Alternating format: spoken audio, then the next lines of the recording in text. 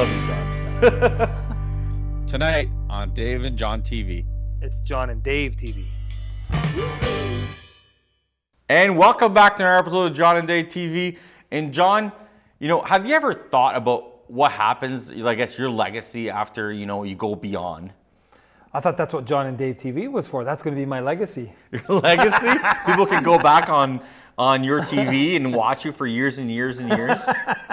Yeah, no, that's not going to happen. I know that. God. Well, at least you'll stay young. No, I never really thought of it because I've never really thought that far ahead, really. And you know what? It's hard. It's hard to think, like what happens after you die. Yeah. I never thought about that conversation until, I was getting ready to leave for Afghanistan. The Army had the discussion with me. But then at the time, it was just kind of like, I don't know, let my family deal with it, sign it off and let them deal with it. But then now I have kids and I have, a house and everything else. And now I'm a bit more kind of like, okay, well, I they need say to there's be nothing ready. guaranteed in life except death and taxes.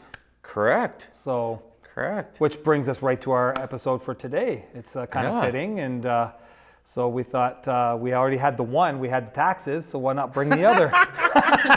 That's a good idea. Yeah, so today we have Caitlin Cybulski from Deavitt Binhammer Funeral Home. Welcome to the show, Caitlin. Thank you so much, gentlemen, for having me. No, thank you. And I'm glad we were able to get Caitlin because I've known Caitlin for years. She's a good friend of mine. So yeah, she's a good friend of mine. Good. So Caitlin, tell us a little bit about Caitlin and where you grew up from. And Well, thank you. Again, thank you so much for having me here today. My name is Caitlin Cybulski. I'm technically an import here to the Ottawa Valley. I am a small town girl. However, Pembroke is actually the big city for me, which people think is really pretty funny. But when I moved here, there was a movie theater and a Walmart. So that's big town for me. I'm from a small farming community in southwestern Ontario and went to school in Toronto. So I did have a little bit of taste in the city, which I learned very quickly is not for me. And I've been here going on 14 years. wow, 14. Oh. See, and I'm the opposite. I'm a big city boy, and I'm now in the small town. And I've you been still here talk now about going back to the big city. 15 years now, and I'm still wondering where is everything. Yeah. Like, that's just me. So what you're grew up in a small town, farm town. You go from farm town to funeral homes. How did that all happen? Well, I grew up in a very open family. I have 3 older sisters, so I'm the baby of 4 girls. The spoiled one. Yes, my sisters would say the same thing. I would beg to differ. And I wanted to do a bunch of different things growing up. So I wanted to be a teacher. I wanted to be a hairdresser.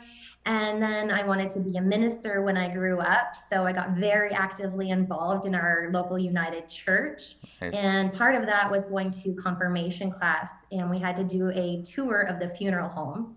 Again, small town, the funeral director and owner actually went to our church. His kids, I knew them as well. They were the same age. So we knew each other in lots of different aspects. And so we did a tour of the funeral home and was very intrigued, asked a lot of questions. So I would have been 13 years old at that time. Then decided in grade 10, I guess you do careers in civics and you had to choose a career and research it. So I researched funeral services. And then when I was in grade 11, I did a co-op at our funeral home and then kind of worked visitations in the evenings and weekends whenever they kind of needed me, and did all of the preliminary things to get into college. So Humber College is the only English speaking college in Ontario that offers funeral services. So I didn't really have a lot of choices, one and only. And so I got accepted. It's a 2-year program. So I went there for a year, and you're really in school 9 till 5, Monday to Friday. And then you have to do a 1-year internship. And again, being from a small town, they didn't really need an intern.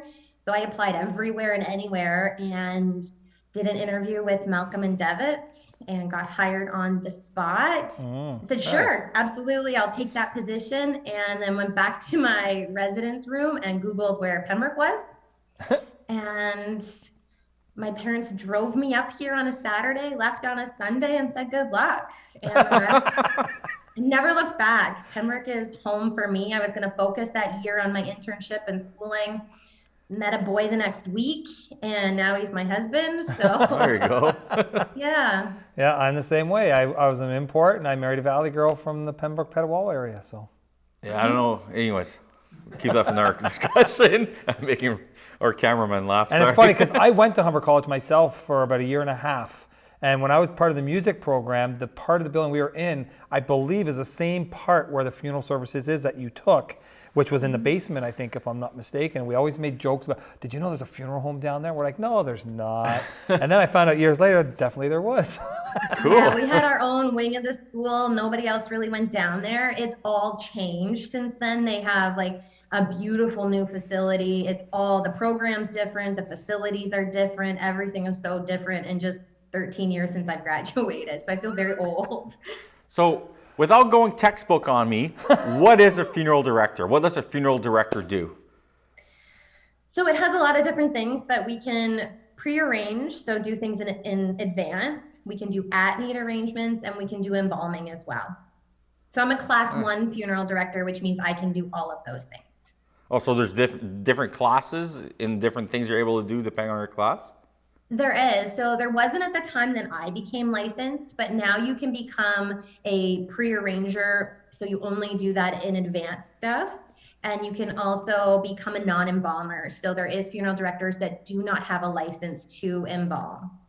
Cool. See, and I can't picture her down there doing embalm. Like, I picture it was always, you had a hairdresser that went in there and just did the hairdressing. You had somebody who did the embalming. You had somebody who did the, not that you could do all. I can't picture one person doing all of that, but that's pretty cool that they can do that. Yeah, actually, I learned can't that. take credit for it all. We definitely have a hairdresser that comes in. That's way harder than it looks. I bet. Yeah, well, I was actually surprised when my father-in-law passed away in all like the steps that they did through it. And they actually explained it to, and I don't know if it's the same where you practice, but you know, they explained us the process, they invited us to see it and stuff like that. It was it was pretty neat. Yeah, definitely. Anyways, maybe she can go through that process. Like somebody passes away, and now you're dealing with the grieving significant others or whatever. What's the process of that? How does that work? Well, every family is unique in the services that they require from us. So we're just there to support them in whatever way they need. So we organize bringing a body into our care first and foremost, whether that's from long-term care, hospital, or private residence, or wherever else. You know, people pass away in all areas and at all times of day or night. So we're on call 24/7, 365 days of the year. And then a family comes in. Sometimes they already have all of their information on file because they pre-arranged, and sometimes we're starting from scratch. And so there's 101 questions to ask about vital statistics, about what their loved one would have wanted, and then ultimately what the family needs for their time of grief, whether that is a visitation or a funeral, something in the chapel or a church, more a celebration of life, embalming, cremation. So we present all of the options and let them choose what is best for them as a family. Wow. Right. And so from what I understand, you know, you're able to do all this before, you know, so your family doesn't have to do it. Is there advantage on doing that or disadvantage on doing that? Kind of like walk us through that. Sure, absolutely. So that's called pre-arranging.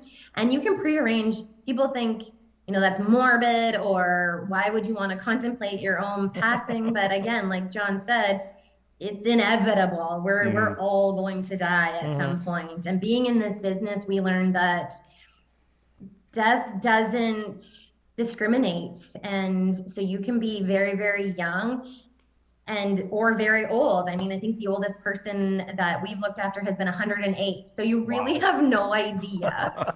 And so when you come in, you answer all of the questions. So certain things your family may not know. We need your social insurance number, your birth date, your parents' names, your mother's maiden name, where they were born. People don't always know that information. And then also when you have a grief and a death on your hands, basically someone's passed away, you are lack of sleep and high emotion, you can't even think of those things. So if it's written down way in advance, it's so much easier. We also ask people, who is your lawyer? Do you have a will? Who is the executor of your will? Are you married? Where is your marriage certificate? And people can actually bring those things in advance, and we can keep them on file so that, again, in the event of their passing, one less thing to worry about for their families. Definitely. That was actually It what I was also gonna takes their wishes into consideration. Their family doesn't always need to honor those wishes necessarily. However, it does give them, if we have family dynamics and there's two children and one wants A and the other one wants B, well, we can say, well, your loved one wanted this, and it can be a kind of a tiebreaker. Yeah.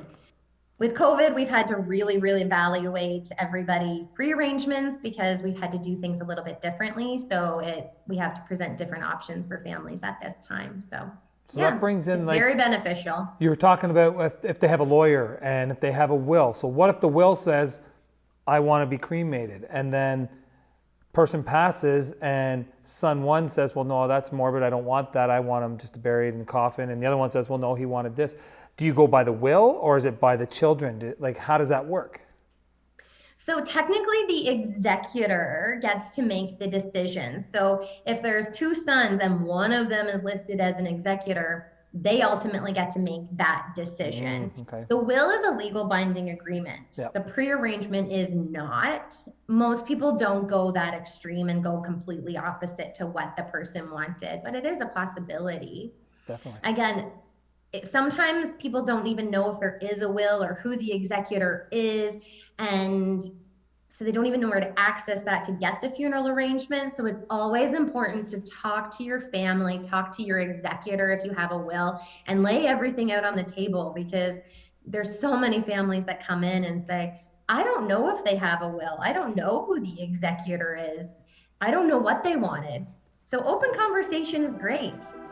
Definitely. Right on. So stay tuned. After the break, we're going to talk about Malcolm, Deavitt, and Binhammer more, their funeral home, what they offer there, and also talk about how COVID affected the funeral industry.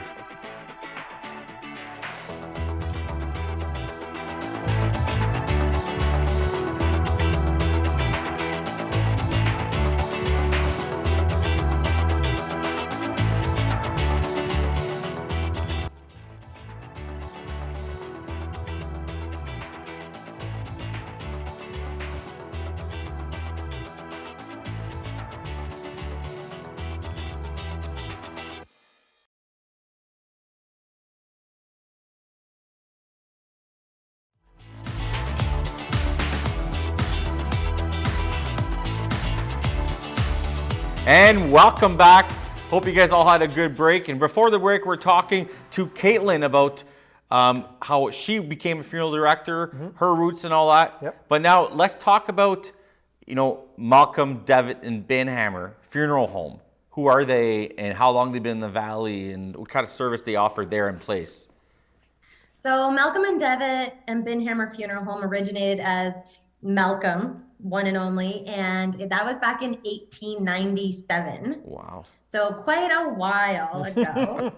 And it actually started on the main street, kind of here in Pembroke, where the Pizza is, sort of along those lines. Okay. And at that time, he was a furniture maker primarily, and the furniture makers were also the ones who then made caskets. Visitation and funerals were done in people's homes. We didn't have such a thing as a funeral home. But as things kind of moved along, evolutionary things kind of happened, and people realized that their houses couldn't really accommodate all those people and a casket, etc. So funeral homes started becoming more popular. And we moved up the hill to 141 Renfrew Street, and it was just a house at that time. Over the years, there's been addition upon addition upon addition to it, able to expand and accommodate the things that our community needs. And it's had a few owners, so Malcolm, Deavitt, Binhammer, and then since then Hamilton and England as well. So there's been a lot of owners along the lines, but it's been 125 years, so to be expected for sure. Definitely. Right on. And so give us a little walkthrough of the funeral itself, the funeral place itself, like the building and what you do there, the services you give, basically.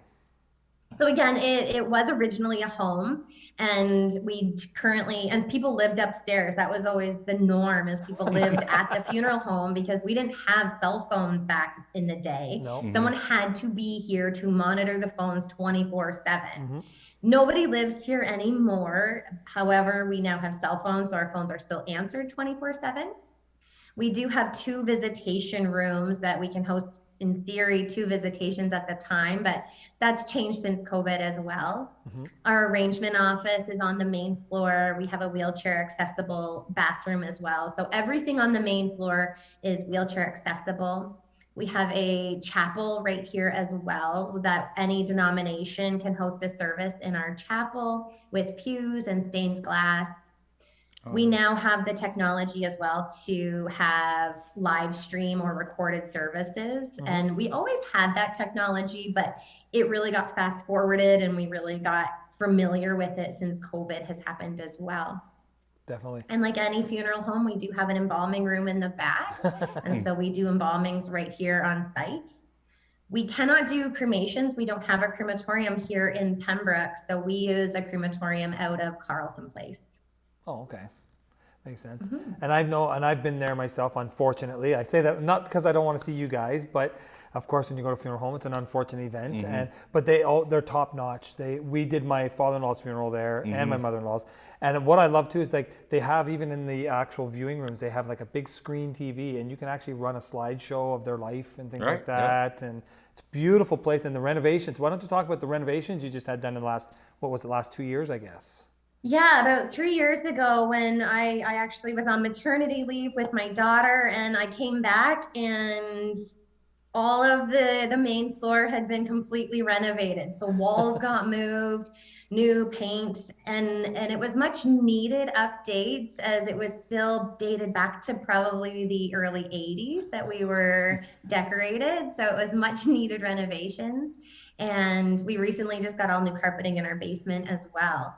I mean, our doors have never really closed due to COVID. We've always been able to serve families, but we've always done tours as well. So if someone ever came in and said, I'd like to do a tour of the funeral home, I know as a member of BNI, I brought lots of people through to give them tours, or even annually, because it's something that I did as a 13-year-old.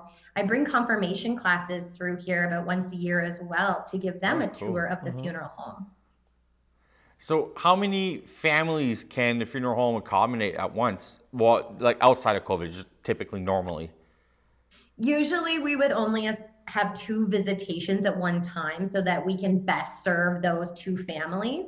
And I mean, we coordinate things to be able to do as much as possible. You know, we want to be able to serve everybody as best we can. So we don't want to take on too much, and everybody's usually fairly understanding of that as well. March last year came, COVID came, changed every single industry out there, and I'm pretty sure your industry is not immune to that. Actually, just to go to say, I do contract works over in Toronto, and kind of like we're, you know, that big, trying to find better terms than saying, trying to find a term for it.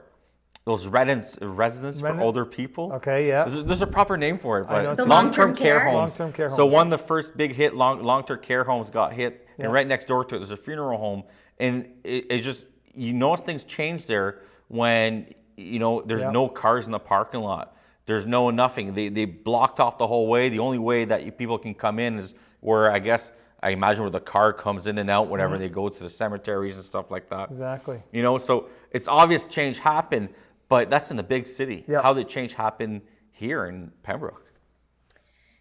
It was definitely a scary time for everybody back in March of last year. And for the funeral industry, we are so very lucky that our governing body here in Ontario is the Bereavement Authority of Ontario.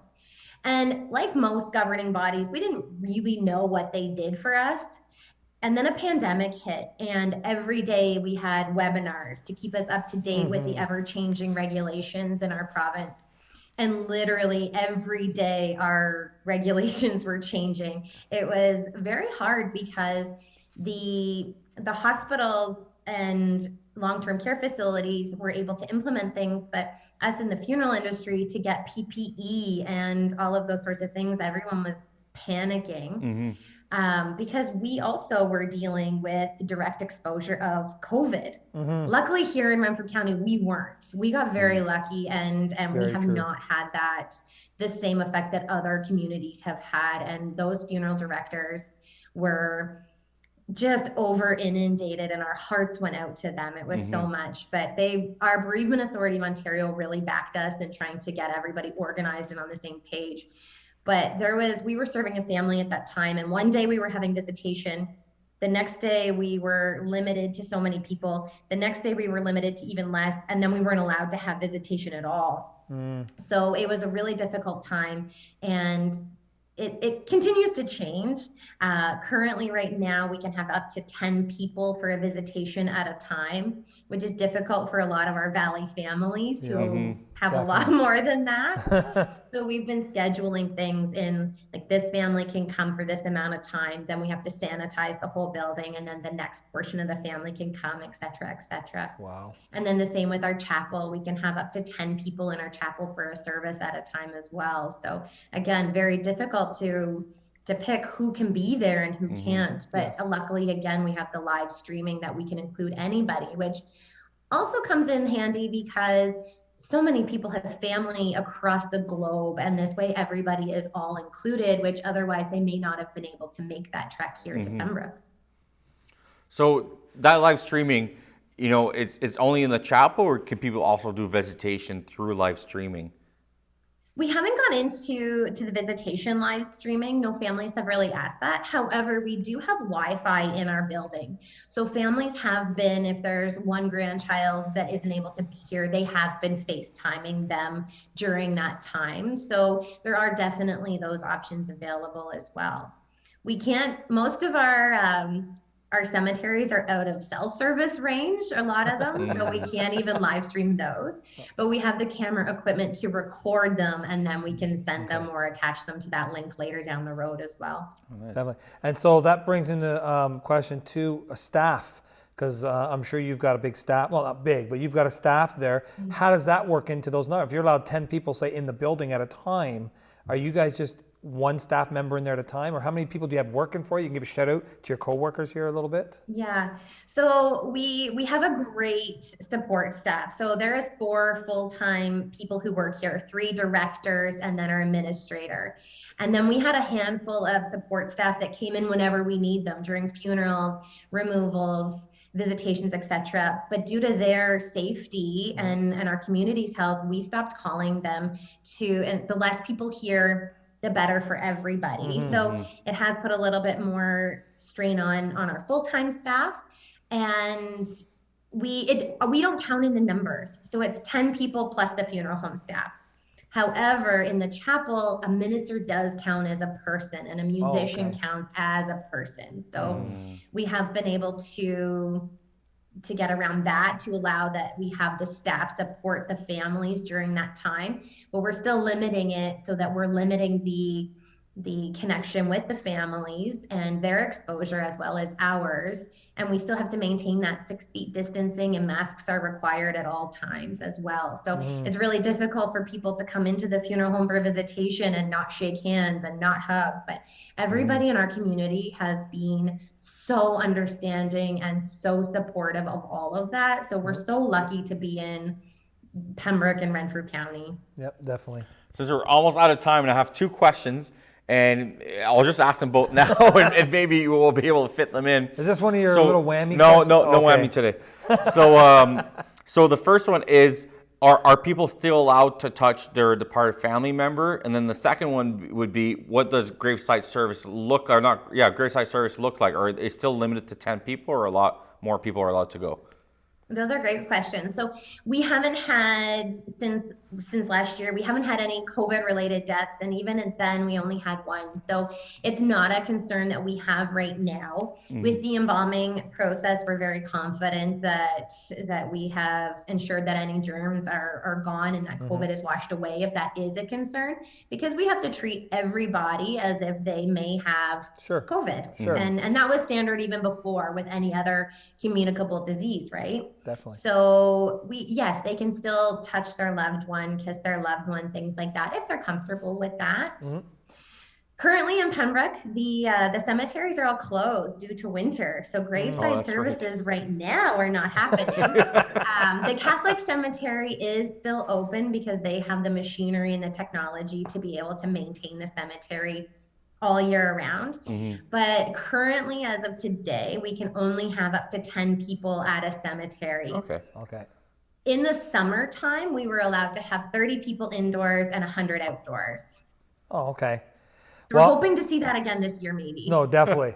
Well, we're almost out of time here, so before we leave, why don't you give everybody out there a way of getting a hold of you guys if they do, unfortunately, need your services? So websites, phone numbers, anything, your address, Facebook, TikTok, anything. Sure. So we're at 141 Renfrew Street here in Pembroke, and our doors never got closed. We don't have curbside pickup or anything like that. So our doors are still open. We do have a Facebook page, Malcolm, Deavitt, and Binhammer Funeral Home. Our email address is info@mdbfuneralhome.com, and our phone number is 613-732-3637, and it's answered 24 hours, 365 days.